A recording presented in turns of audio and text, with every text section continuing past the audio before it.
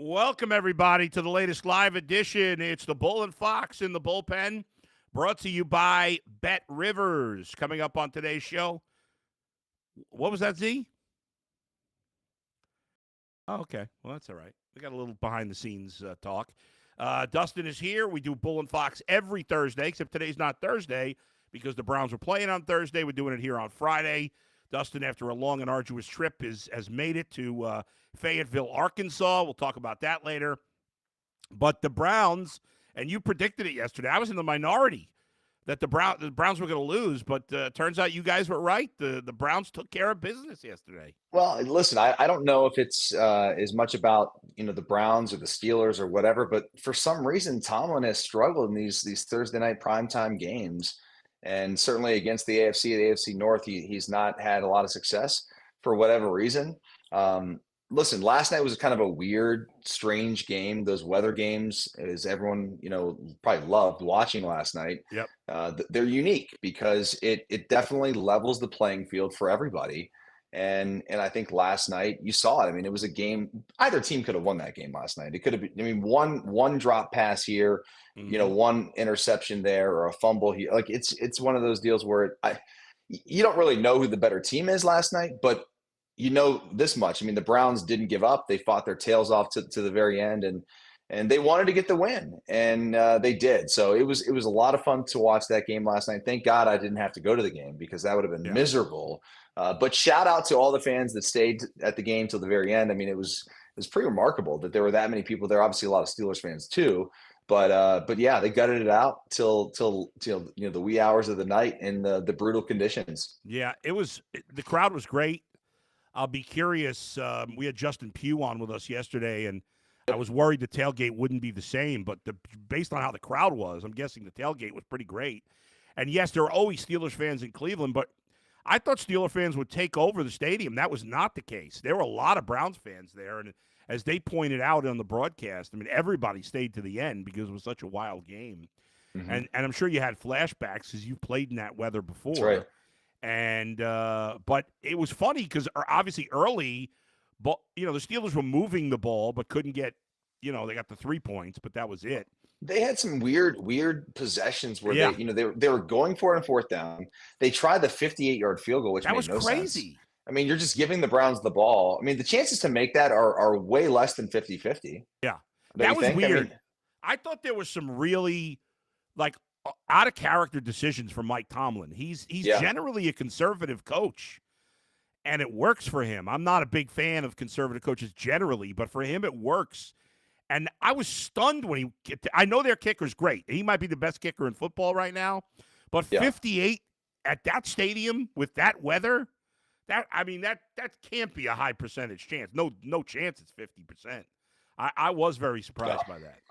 No, I was too. I thought the other couple surprises were like the decisions on fourth down that they go for it. Not to go for it, but like they bring in Justin Fields on the one. It was like 4th and 2 or something, and he's going to run, right? And he tries to get outside, gets tackled, and it's a loss. So that's a turnover. I mean, those are all questionable calls by Tomlin in a game that they could have won. I mean, you had a situation last night where nobody could score basically in the first half.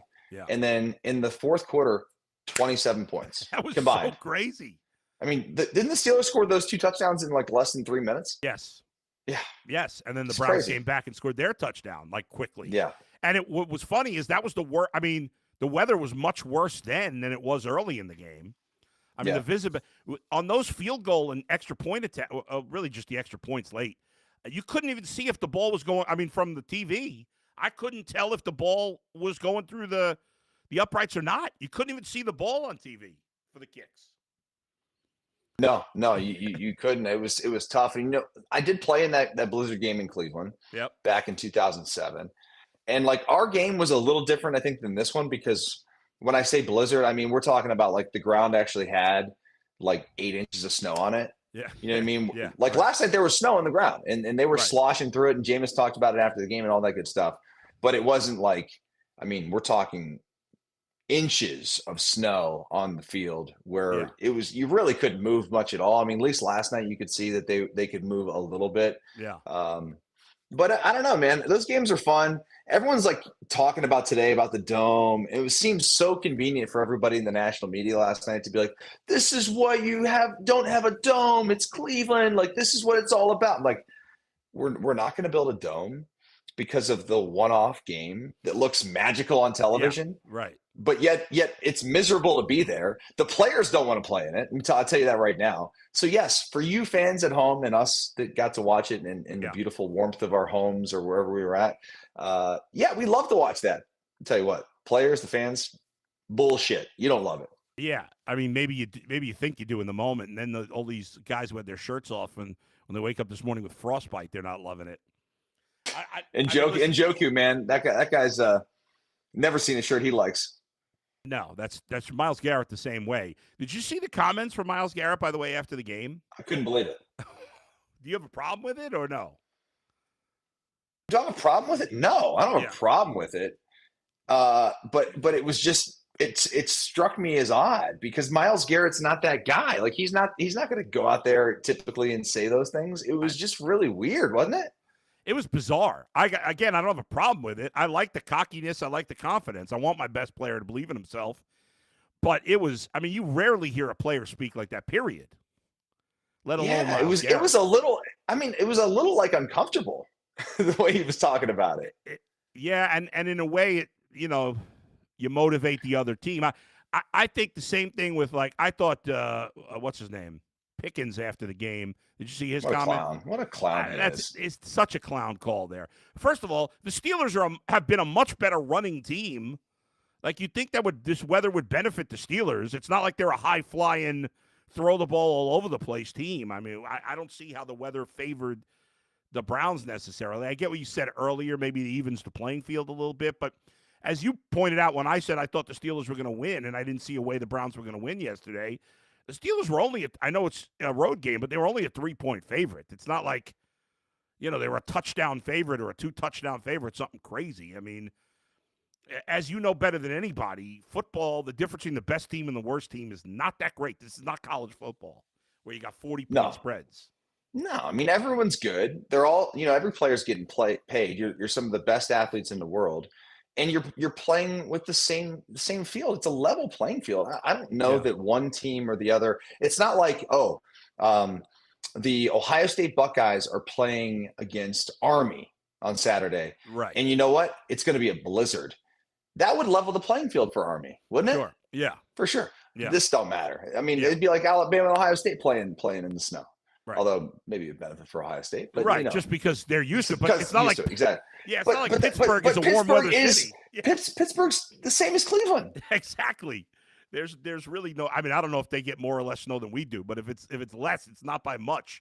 If their weather is warmer, it's not by much. So, that was completely ridiculous. And he actually played a good game.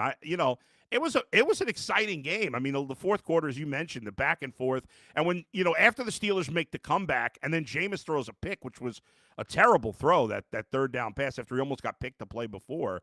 After that pick, you're like, all right, here we go again. The Steelers are going to, get a few first downs, run out the clock, and that's going to be that. But the Browns got a big 3 and out. And what I was surprised on that last Steeler drive, not the Hail Mary, but the last drive before the Browns got it back and scored the go-ahead touchdown, they had I think it was 3rd and maybe 4. And if they get a first down there, it's probably the end of the game. I mean, they threw a deep pass to Pickens, which was another weird decision. Like, why are you throwing deep on 3rd and 4 in the snow to try to basically seal the game? I was really surprised they went. It seems like something Stefanski's done the last month in terms of calling these 4th and 1 plays, and they're taking you only need a yard. You don't need 30. Right. And speaking of Stefanski, for whatever, listen, he's done a terrible job this year. There's no denying that. I think in a perfect world, in my opinion, I've said this a few times, you get a new GM in there, but you stick with Kevin Stefanski. I don't know what's going to happen. Obviously, your buddy Albert Breer said yesterday at halftime that Stefanski's not going anywhere, and neither is Berry. But it felt like the team had Stefanski's back. Maybe that's just cliche to say. Did you feel that way yesterday? Yeah, I did, and I don't know why they wouldn't. I mean, Stefanski's, I think, a heck of a coach. I think the players do love playing for him. I don't see any reason why they would not have his back or want to come to the defense of Kevin Stefanski. Heck, all along the way, he has always had his players' backs. Yep. So, yeah, it sucks that you're not winning right now, but I don't think Stefanski's the problem at this point in time. I think it's more the roster, the quarterback position, and some of the players. Yeah, some of the players themselves, I think, are a reason why we're here. But at the end of the day, you got the win last night. Hopefully, it doesn't hurt their draft position at the end of the year. We don't look back and be like, man, if we'd have lost that game. But I'll tell you this right now: no one watching that game last night was thinking about a draft pick. No, you know what I mean? That's in the moment. You're not thinking about that. Nope. And I wasn't either. As I was watching the game, I wanted the Browns to win the game. I feel like the city needed it. Yep. It's one of those deals where, it's been a really tough year. You've got your rival coming in on a Thursday night primetime game. Our backs are against the wall. No one's giving the Browns a chance. Jameis Winston's going to play. It's people want to make fun of the speeches and all these things that he does. And you know what? They stuck to everybody last night. Yeah. Just absolutely stuck it to everybody, from Jameis to Stefanski to the team. Everybody just got it done, and it was refreshing. And what does it matter in the end? Is it going to help the Browns next week, or is it going to help the Browns going forward? I don't know. Probably not, but it doesn't matter, dude. Like, last night was a lot of fun. It was a fun night. We were on the show yesterday on UCSS, and we talked about, would you rather the Browns win or get the number one pick? And when you're having that conversation, with your brain, when the game's not going on, yeah, of course you say you'd rather have the number one pick.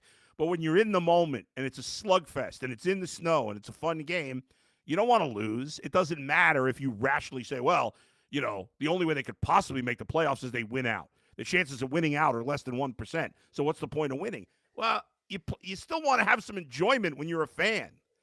You don't want this team to lose every game the rest of the year. That sucks. So it gave you a moment. You spoiled it for your rival, just like when you did against Baltimore. And the Browns, believe it or not, have the best division record right now at 2-1. Now, that doesn't matter if you don't win the division. But I want to talk about a couple of specific players. Let's start with Nick Chubb, who we haven't mentioned yet. If you look at the box score, if you didn't watch the game and you looked at the box score and you see 20 carries for 59 yards, that's certainly nothing to write home over him. It's less than 3 yards per carry. But he had the 2 touchdowns, and, I think they're struggling to run block for whatever reason. But I thought he had some really big runs, like tough runs, where he had 3 guys on him and he dragged guys for a couple extra yards, first downs, touchdowns. The overall stats aren't great, but I thought he had an impactful night with those numbers. No, he did, and his ability around the goal line is great. I think the last touchdown, the Steelers probably wanted him to score. I don't know if they had much of an effort to get him down at that point in the game. But I don't know. To me, Nick Chubb just doesn't look healthy yet.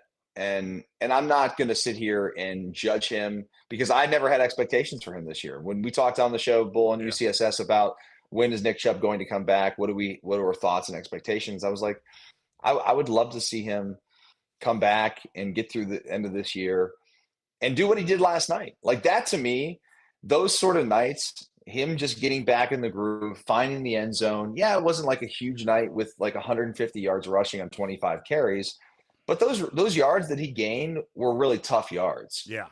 And he's only going to get more comfortable. And by the way, you got to think, Adam, as a player, a human being, the last time that before he got hurt was against this team, primetime.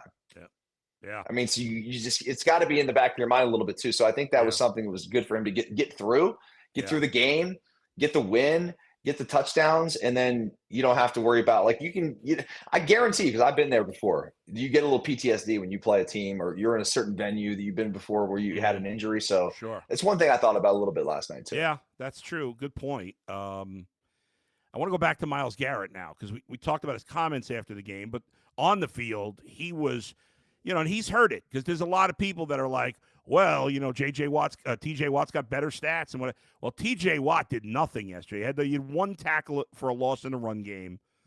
But Myles Garrett was way more impactful in this game than TJ Watt was. And you could tell between the way he was like celebrating, which he doesn't normally do to that extreme, and the way those comments after the game, there was no doubt he had extra motivation last night.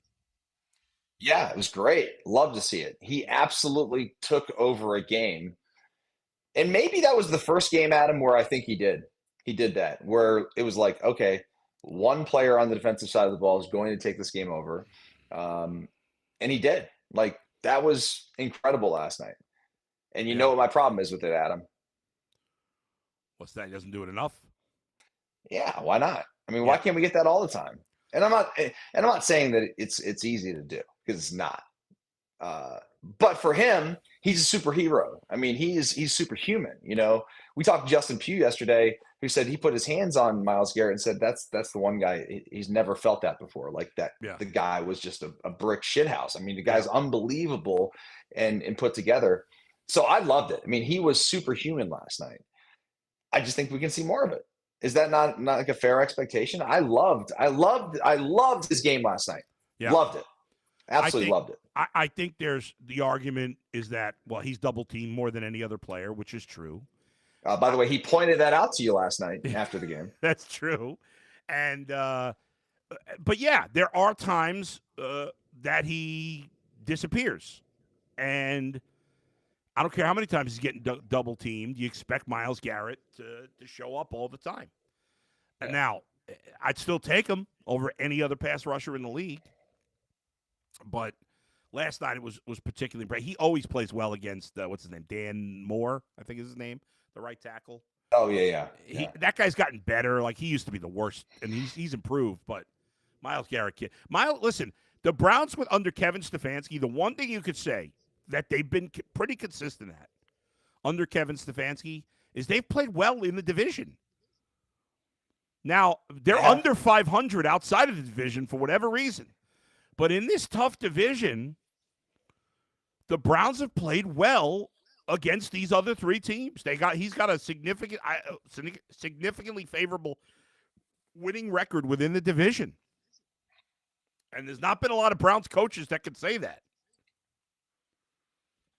No, there have not been. But we know, I mean, it's not just about this division. It's about, getting to the playoffs and having some success.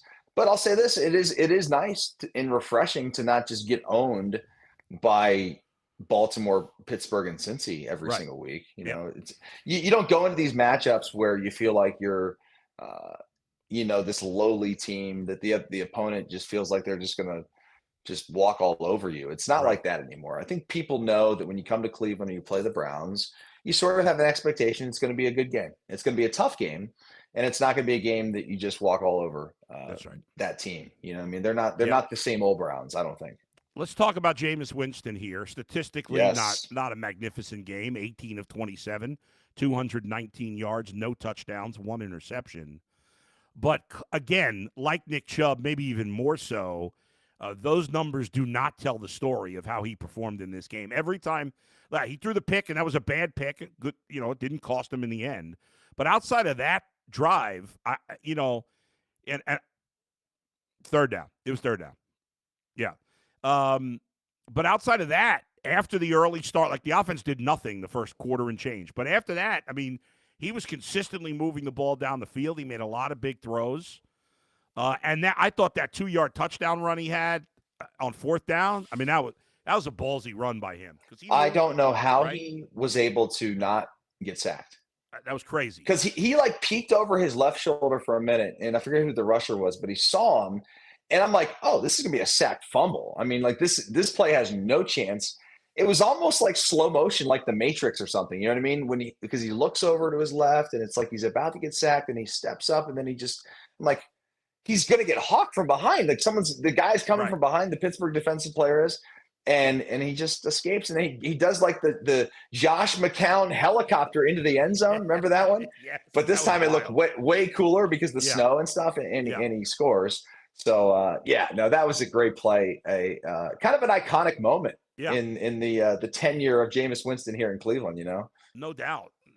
And we were just talking. I think you said yesterday on UCSS, like Jameis can't move. Like He's one of the last quarterbacks you expect to run. And I know he didn't have to go far, but that's just not his game. And that was obviously a huge play because if they stop him there, then obviously the Browns are in trouble. In terms of long-term, what are you feeling about Jameis? Obviously we got to see what happens these final 6 games, but how are you feeling about him, the potential of him being their starter at least for next year? Or at least to start next year? Yeah, I mean, I like that idea. I like Jameis a lot. I think he is a guy that still has a lot of ability. He's still young enough that can be a player, be a starter in this league. Is he the future?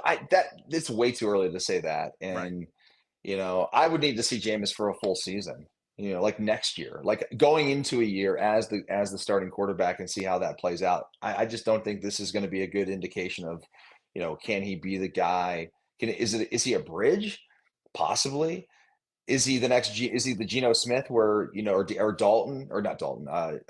Darnold, excuse me. Yeah. Where he can rejuvenate his career at this age? I don't know. I mean, it's rare, but he's a special guy. I think that the players really respond to him. The city has rallied around him. It's similar to Joe Flacco last year. This one's a little different because Winston does have a lot of life left in him. If he were to get another opportunity to be the starting quarterback, like Flacco's just not. He's 40 years old. You know what I mean? Like he's done. Right. So that's a little bit of a different situation. Sure. But I love Jameis. I love the way he plays. His speeches are hilarious, but also sweet. Like he's just I think he's genuine in every way, and people make fun of him, but like that's just who the guy is. Like, yeah. I don't know. I mean, every speech that he gives, and it's like a skit on SNL. You know what I mean? In a way, yeah. But to him, it's not. To him, like he's in church. He's just like in church, man, just talking to the congregation.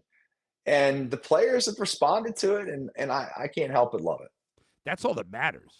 It doesn't matter what fans think or what media thinks or anything else. All that matters is how the players think about it, and they're all in with him. Sure, it's funny. Sean King called me a hater the other day because I was like, I don't think Jameis is the long-term answer, and I'm still not far from ready to say that. He's played 4 games, 3 good ones. He's been inconsistent in his career. That's the problem. He's had too many turnovers in the career.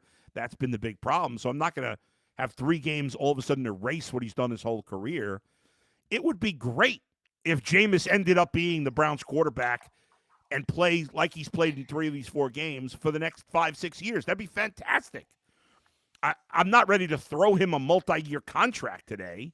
I want to wait and see how the rest of the season goes. But I absolutely can see, at the very least, him being the starting quarterback to start next season, if not be the quarterback for the whole season. Because at this point, there doesn't appear to be a clear path to getting a better quarterback. I mean, obviously, you never know with the draft. I think after winning yesterday, you probably, to get Cam Ward or Shedeur Sanders, you're probably going to have to have a top 2 pick.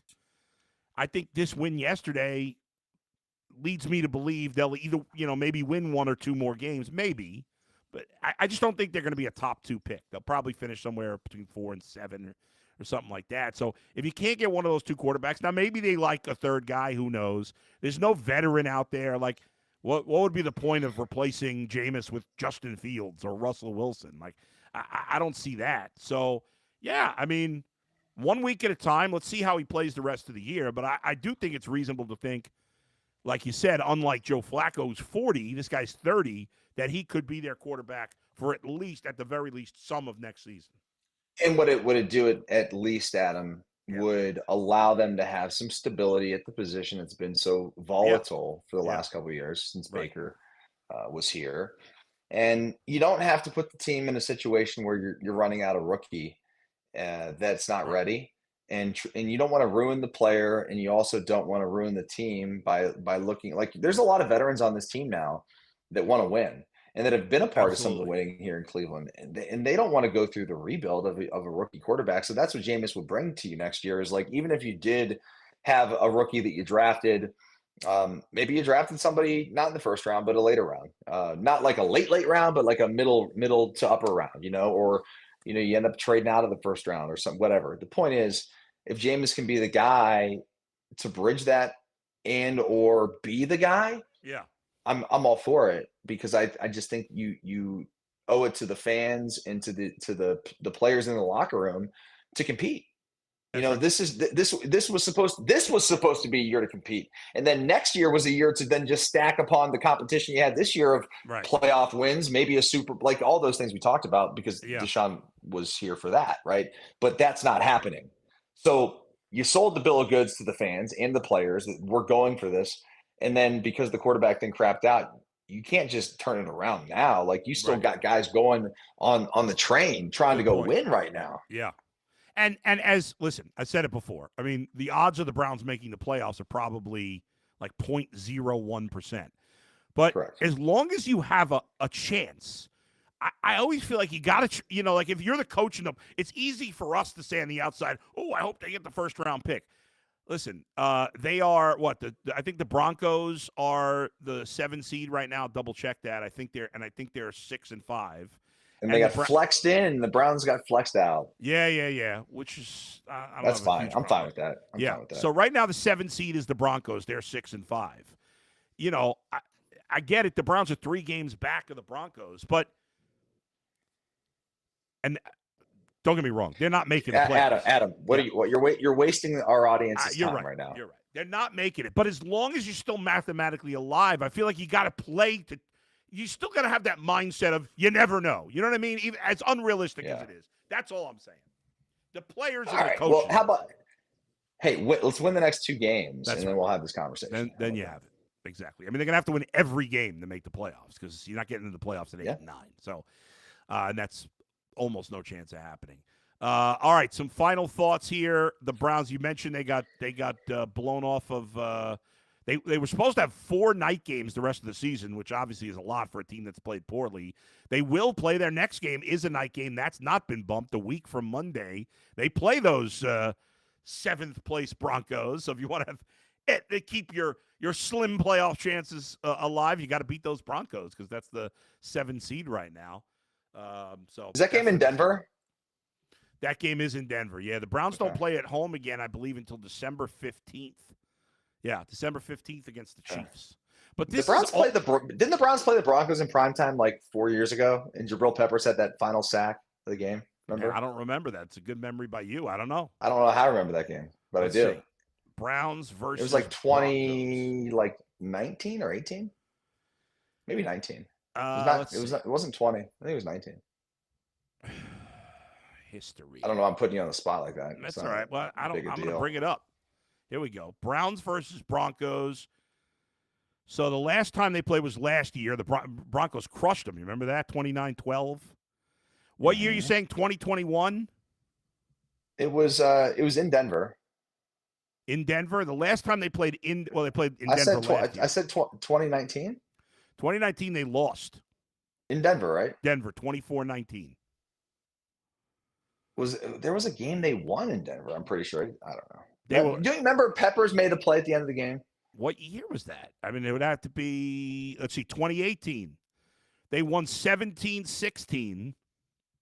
That might have been it. Was Peppers? Peppers was here in 2018, wasn't he? Yes. But by the way, the Browns won that game at Mile High December 15th, 2018. Doesn't say if it was a night game here. They won 17-16 on the last touchdown was Baker Mayfield to Antonio Callaway. Callaway was the Browns' leading receiver that day. I'm sorry, Jarvis Landry was their leading receiver with 37 yards. Maybe it wasn't a night game, but it was like a 4:00 kick. I don't know, because I remember it was dark. Anyway, It doesn't matter. Nick Chubb had 20 carries for 100 yards that day against Denver. Well, let's hope he has 20 carries for 100 on next Monday. Yeah, I'd like to. That'd be nice. Will he get a 100-yard game before the end of the season? Yes, he will. Well, they're playing the Bengals. The Bengals do not have a good Adam, for him to get 100 yards, all he needs is one burst. He's had an explosive run this year. One 25-yard run could be the difference between, like, last night, add that to a 60, and he's 85, and all of a sudden maybe he gets to the 100. That's it. All right, folks. Thanks, everybody, for joining us, as always. Next week will be at a weird time as well because of Thanksgiving. We'll let you know what time we'll be doing the show, and then after that, we'll get back to the regular Thursday afternoons. Dustin, you doing a game in Arkansas? When's the Yes, game? Sir. Tomorrow? Games tomorrow. They're playing Louisiana Tech. Arkansas, man, they've had a weird year. They beat Tennessee. Arkansas did earlier this year. They've early in the year they nearly beat Texas A&M, and they played with Texas last week. Almost beat Texas. So I don't know. They're a bizarre team. They're playing Louisiana Tech, and Arkansas needs to get this win to get to a bowl game. So we'll see. I don't know. I've never been here before though. It's pretty cool. What time is that game? It's I'm on Central Time, so it's 4 o'clock Eastern. Yeah, 4 o'clock Eastern. SEC Network. SEC Network. All right, we'll all be checking that one out. By the way, I'm looking. Oh, here we go. The spread in the game. Arkansas is favored 22 on the latest Bet Rivers point spread by 21.5. Would you? I don't know that. I don't think Louisiana Tech can score. I don't think they can score. Arkansas minus 2,500 on the win line. The over/under is 48.5 in that game. Meanwhile, one other quick game before we go. Ohio State's playing Indiana. Yeah, I'm excited for that one, man. That's Buckeyes a 10.5-point favorite. Is that too big? Lay the points. They're going to win. This is the game. This is the game they win big. I'm telling you right now. Yeah. Big fan of Kurt Signetti. Big fan of Curtis Rourke. Yeah. They're done. If the Buckeyes lose this game, does Ryan Day survive the season? Oh yeah, yes. Okay. Yes. All right. Yeah. This you lose this game, you're not out of the playoffs. That's true. But so you lose this game and then you lose to Michigan next week. We'll have a conversation. Yeah. All right, Dustin, have fun at the broadcast. Folks, we'll be back next week. I'll be on UCSS in about an hour. Thanks to Max and Z for producing. We'll talk to you next time. Where else but right here on the Bull and Fox Show in the Bullpen with Adam the Bull, brought to you by Bet Rivers. See you, everybody.